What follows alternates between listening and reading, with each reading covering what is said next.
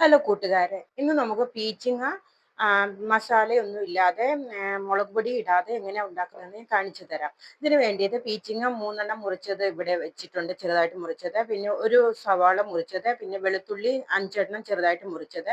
സവാള ചെറുതായിട്ടാണ് മുറിച്ചത്. ജീരകം, കായം അര പകുതി അര സ്പൂണാണ് വേണ്ടത്. ഇതിൻ്റെ കൂടെ 2 വത്തല മുളകും നടുവേ മുറിച്ചിടും. അപ്പം നമുക്ക് ഇത് കുക്കർ ഞാൻ ഗ്യാസ് ഓൺ ആക്കി വെച്ച് ഒരല്പം ഒരു ചെറിയ സ്പൂണിന് ശകലം എണ്ണ ഒഴിച്ചാൽ മതി.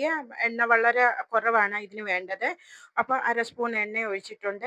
അതിനകത്ത് ഞാൻ ജീരകവും കായവും കൂടെ ആദ്യം നമ്മൾ ഇടും. അപ്പം ഞാൻ അത് ഇടുകയാണ്. എണ്ണ ചൂടായി കഴിഞ്ഞു. അപ്പം ഞാൻ അതിട്ടു. ഇതിട്ട് പൊട്ടി വരുമ്പോഴത്തേനും നമുക്ക് മുളക് ഇതിനകത്തോട്ട് ചേർക്കാം. മുളകെന്ന് പറഞ്ഞാൽ വത്തലമുളക്.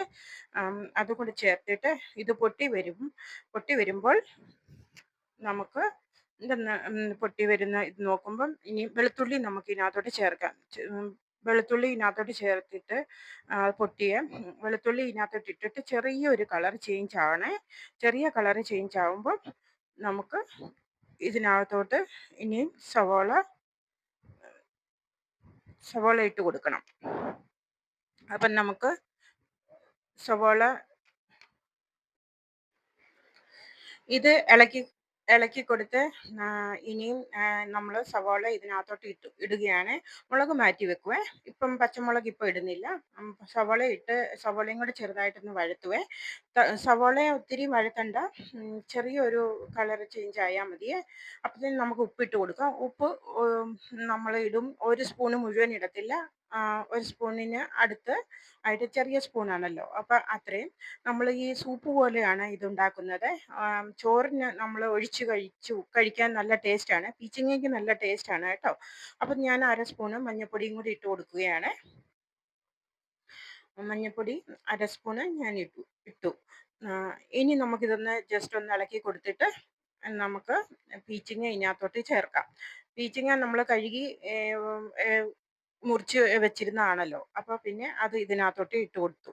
ഇനി ഇതും കൂടെ ഒന്ന് വഴറ്റി ചെറുതായിട്ടൊന്ന് വഴന്ന് വന്നു കഴിയുമ്പോൾ ഇതിന് അകത്ത് മസാല എന്ന് പറഞ്ഞാൽ ഉപ്പും മഞ്ഞൾപ്പൊടിയും പിടിച്ച് കഴിയുമ്പോൾ നമുക്ക് മുളക് ഇതിനകത്തോട്ട് ഇടുവാണ്. മുളകും കൂടെ ഇടും. ഇത് കഴിഞ്ഞ് നമുക്ക് ഒരു ഗ്ലാസ് വെള്ളം ഞാൻ എടുത്ത് വെച്ചിട്ടുണ്ട്. ഇതേ ഒരു ഗ്ലാസ് വെള്ളം ഞാൻ ഇവിടെ എടുത്ത് വെച്ചിട്ടുണ്ട്. അപ്പം ഞാൻ ഇതിനകത്തോട്ട് ഒഴിച്ചു കൊടുക്കും. അപ്പം നമ്മൾ ഇതൊന്ന് ചെറുതായിട്ടൊന്ന് വഴറ്റിക്കൊണ്ടിരിക്കണം. ഇനി ഇപ്പം വെള്ളം ഒഴിച്ച് കൊടുക്കാം നമുക്ക് കേട്ടോ.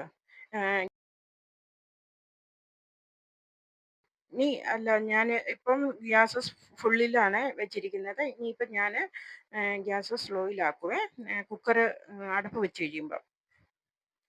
അപ്പം ഇതൊന്ന് നമുക്ക് തിളയ്ക്കാൻ വെക്കാമേ.